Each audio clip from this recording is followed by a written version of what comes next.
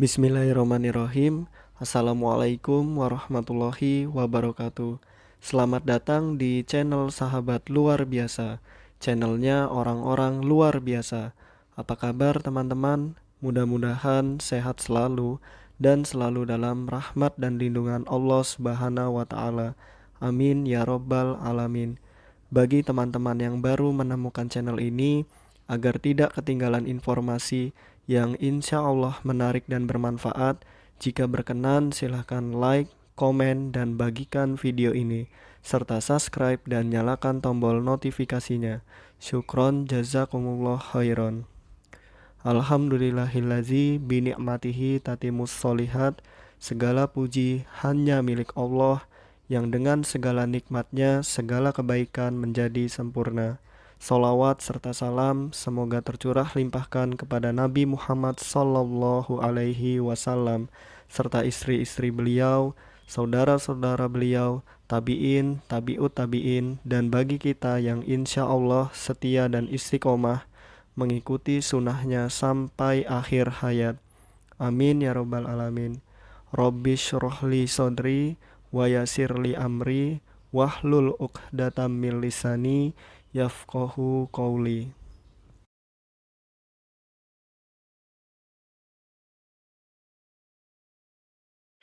Nomor 1. Di bawah ini strategi modifikasi lingkungan kecuali A. Setting tempat duduk yang mendukung. Nah, ini typo, maaf ya teman-teman. Mendukung. Nah, jika mendukung ini syirik masuknya ya teman-teman. Yang kedua, yang B. Pencahayaan yang baik. C. Menutupi jendela. D. Mainan dan material lainnya tersimpan rapi, tertutup, dan jauh dari jangkauan. Nah, yang bukan yaitu C ya teman-teman, menutupi jendela. Adapun penjelasannya, modifikasi lingkungan meliputi yang pertama, mengurangi gangguan visual, sedikit gambar atau tidak ada tergantung karakteristik dari peserta didik. Yang kedua, setting tempat duduk yang mendukung. Yang ketiga, pencahayaan yang baik. Yang keempat, membelakangi jendela, bukan menutupi jendela. Yang kelima, mainan atau material lainnya tersimpan rapih, jauh dari jangkauan. Yang kedua, yang termasuk teknik modifikasi perilaku yang dapat diimplementasikan adalah A. Menempatkan target yang kurang jelas dan realistis. B. Memanfaatkan kegiatan atau sesuatu yang disukai. C. Tidak konsisten dan menindaklanjuti. D. Papan atau media ditetapkan. Yang mana teman-teman? Tentu saja jawaban yang tepat adalah C. Tidak konsisten dan menindaklanjuti. Adapun beberapa teknik modifikasi perilaku yang dapat diimplementasikan sebagai berikut. Yang pertama, menempatkan target yang jelas dan realistis. Kedua, memanfaatkan kegiatan atau sesuatu yang disukai. Lalu, konsisten dan menindaklanjuti. Sebentar, ini kok tidak konsisten ya teman-teman. Mungkin soalnya yang tidak termasuk ya teman-teman harusnya. Nah, lalu yang keempat, papan atau media pilihan. Yang kelima, menggunakan penguatan. Yang keenam, merubah perilaku negatif menjadi perilaku positif. Yang ketujuh, mencegah perilaku negatif. Nomor 3, berikut ini komponen-komponen yang mensyaratkan tercipta dan terlaksananya komunikasi yang efektif dalam pembelajaran, yaitu A. Adanya perhatian. B. Terciptanya pengertian. C. Diambilnya suatu tindakan. Nah, perhatian, pengertian, tindakan. Tentu saja semuanya ABC benar ya teman-teman. Penjelasannya, komunikasi yang efektif dalam pembelajaran tercipta dan terlaksananya adanya perhatian, terciptanya perhatian, adanya kesediaan menerima, dan diambilnya suatu tindakan. Nomor 4, salah satu hukum dalam mengembangkan komunikasi yang efektif adalah sikap menghargai setiap individu yang menjadi sasaran pesan yang kita sampaikan. Rasa hormat dan saling menghargai merupakan hukum A. Audible, B. Respect, C. Empati, atau D. Clarity. Yang mana teman-teman? Hormat dan saling menghargai. Tentu saja ini termasuk ke respect. Nah, adapun penjelasannya respect yaitu hukum pertama dalam mengembangkan komunikasi yang paling efektif adalah sikap menghargai setiap individu yang menjadi sasaran pesan yang kita sampaikan. Rasa hormat dan saling menghargai merupakan hukum pertama dalam komunikasi dengan orang lain. Pada prinsipnya, manusia ingin dihargai dan dianggap penting. Jika harus mengkritik atau memarahi seseorang, lakukanlah dengan penuh respek terhadap harga diri dan kebanggaan seseorang.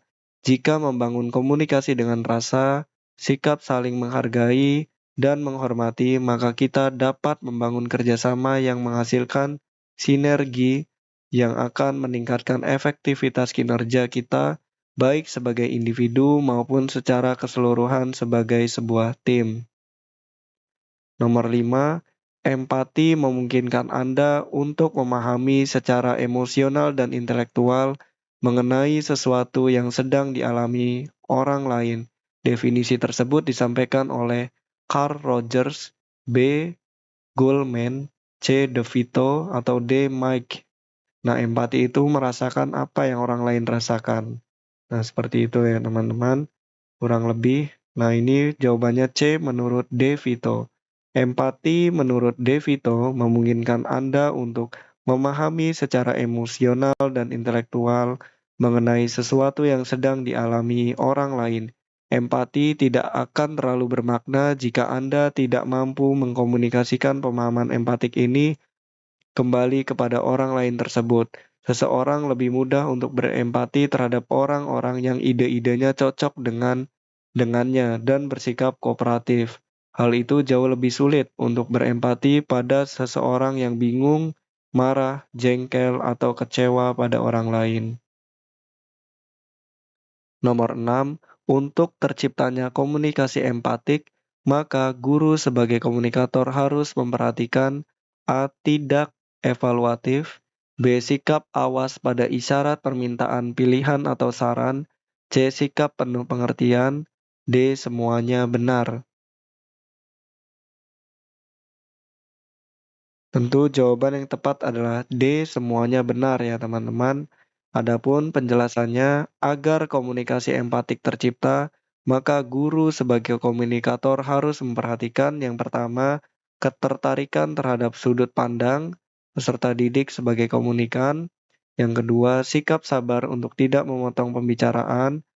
Yang ketiga, sikap tenang meskipun menangkap ungkapan emosi yang kuat. Yang keempat, bersikap bebas prasangka atau tidak evaluatif. Nah, ini tidak evaluatif ya teman-teman, kecuali jika sangat diperlukan. Sikap awas pada isyarat. Nah, lalu permintaan pilihan atau saran. Lalu sikap penuh pengertian. Nah, jadi semuanya benar ya teman-teman. Nomor 7. Berikut ini panduan mendengarkan untuk pemahaman, kecuali A. Mendengarkan pertanyaan dengan seksama sebelum menjawab, mendengarkan jawaban sebelum mengajukan pertanyaan. B. Tenang, tidak terburu-buru. C. Tidak menggunakan pertanyaan untuk mengklarifikasi informasi. D. Mencatat hal-hal penting untuk mempertahankan informasi. Mana yang tepat, teman-teman? Ya, jawaban yang tepat adalah C. Tidak menggunakan pertanyaan untuk mengklarifikasi informasi. Adapun penjelasannya berikut ini panduan mendengarkan untuk pemahaman. Yang pertama, mendengarkan pertanyaan dengan seksama sebelum menjawab. Sebaliknya, mendengarkan jawaban sebelum mengajukan pertanyaan. Yang kedua, tenang, tidak terburu-buru. Yang ketiga, mendengarkan isi dan ide, pesan atau umpan balik. Yang keempat, mencatat hal-hal penting untuk mempertahankan. Yang kelima, menggunakan pertanyaan untuk mengklarifikasi informasi. Jadi bukan tidak menggunakan pertanyaan ya teman-teman, tapi gunakan. Nomor 8, kesantunan berbahasa bertujuan mengatur serangkaian hal berikut kecuali A. Bagaimana mengatur kenyaringan suara ketika berbicara. B. Mengindahkan ragam bahasa apa yang sewajarnya dipakai dalam situasi tertentu. C. Kapan dan bagaimana giliran berbicara dan pembicaraan setelah diterapkan. D. Bagaimana sikap dan gerak-gerik ketika berbicara. Yang mana teman-teman? Ya, jawaban yang tepat adalah C. Kapan dan bagaimana giliran berbicara dan pembicaraan salah diterapkan. Adapun penjelasannya, dengan mengetahui tata cara berbahasa, diharapkan orang lebih bisa memahami pesan yang disampaikan dalam komunikasi karena tata cara berbahasa bertujuan mengatur serangkaian hal berikut. Yang pertama, apa yang sebaiknya dikatakan pada waktu dan keadaan tertentu. Yang kedua, ragam bahasa apa yang sewajarnya dipakai dalam situasi tertentu. Yang ketiga, kapan dan bagaimana giliran berbicara. Yang keempat, bagaimana mengatur kenyaringan suara ketika berbicara. Yang kelima, bagaimana sikap dan gerak-gerik ketika berbicara. Yang keenam, kapan harus diam dan mengakhiri pembicaraan. Nomor 9, suatu kegiatan menghimpun informasi tentang seorang anak untuk menentukan apakah mengalami kelainan atau penyimpangan fisik, intelektual, sosial, emosional, dan atau sensoris neurologis dan perkembangannya dibandingkan dengan anak usianya disebut A. Identifikasi, B. Transformasi, C. Komunikasi, D. Interaksi. Tentu identifikasi ya teman-teman. Nah, tujuan identifikasi, adapun penjelasannya adalah untuk menghimpun informasi apakah seorang anak mengalami kelainan baik fisik, sosial, emosional, dan atau sensoris neurologis dalam pertumbuhan dan perkembangannya dibandingkan dengan anak-anak lain seusianya. Hasilnya akan dijadikan dasar penyusunan program pembelajaran sesuai dengan keadaan dan kebutuhannya. Seharusnya asesmen dulu ya teman-teman, baru menyusun program. Nomor 10, di bawah ini adalah tata krama dalam bergaul, kecuali A. Hindari penghinaan, B. Hindari memotong pembicaraan, C. Hindari membanding-bandingkan, D. Ikut campur urusan pribadi. Ini sudah jelas, yang bukan adalah D ya teman-teman, ikut campur urusan pribadi. Kita harus menghindari sebuah penghinaan, hindari memotong pembicaraan, hindari membanding-bandingkan. Nah, dan hindari ikut campur urusan pribadi ya teman-teman. Nah, adapun penjelasannya, tata krama dalam bergaul. Yang pertama, hindari penghinaan, lalu hindari ikut campur urusan pribadi, hindari memotong pembicaraan, hindari membanding-bandingkan, jangan membela musuhnya dan mencaci kawannya. Jadi netral ya teman-teman, profesional. Lalu hindari merusak kebahagiaan, jangan mengungkit masa lalunya, karena Allah saja melihat masa sekarang bukan masa lalu, yang lalu biarlah berlalu. Lalu hati-hati dengan marah, lalu hindari mentertawakan orang lain. Nomor 11, berikut ini langkah-langkah pelaksanaan program tata cara sosialisasi dalam beradaptasi dengan teman, kecuali A. Menjelaskan pentingnya untuk beradaptasi dengan teman, B. Menjelaskan untuk bersikap baik dan selalu sopan dengan teman, C. Membandingkan teman yang satu dengan teman yang lainnya, D. Tidak membicarakan hal yang menyinggung atau bersifat pribadi. Nah, tentu ini positif, yang A positif ya teman-teman, menjelaskan pentingnya beradaptasi dengan teman.